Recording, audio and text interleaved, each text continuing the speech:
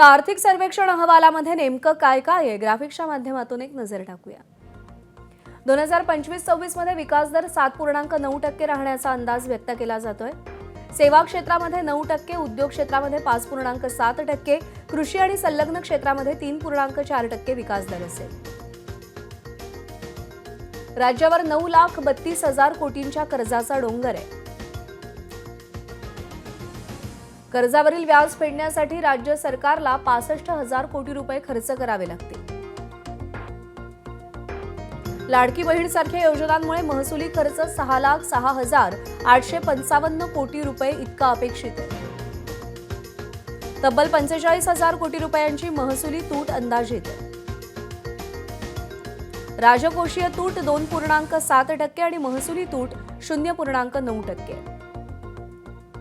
कृषी क्षेत्राच्या दरामध्ये 9.1%वरून 3.4% घसरण्याचं पूर्वानुमान आहे। देशातील एकूण थेट परदेशी गुंतवणुकींपैकी तब्बल 31% गुंतवणूक महाराष्ट्रात आहे। जीएसटी संकलन आणि विदेशी थेट गुंतवणुकीत महाराष्ट्र देशात आघाडीवर आहे। दरडोई उत्पन्नात मात्र महाराष्ट्र 5व्या स्थानी आणि तेलंगणा पहिल्या स्थानी आहे।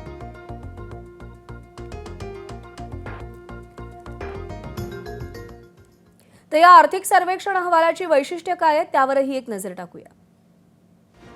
2025-26 साठी राज्याचा कर आणि करेतर महसूल अनुक्रमे 4,77,400 कोटी आणि 33,052 कोटी इतका अपेक्षित आहे।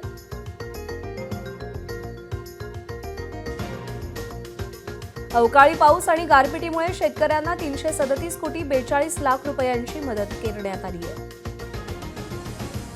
सप्टेंबरपर्यंत 43,894 कोटीचं पीक कर्ज आणि 68,314 कोटी कृषी मुदत कर्जाचं वितरण झालं। राज्यातील कामगारांची संख्या 1,83,00,000 इतकी आहे आणि बेरोजगारीचा दर 3.3% आहे। नवीकरणीय ऊर्जेच्या स्थापित क्षमतेनुसार राजस्थान आणि गुजरातनंतर महाराष्ट्र देशात 3ऱ्या स्थानी आहे।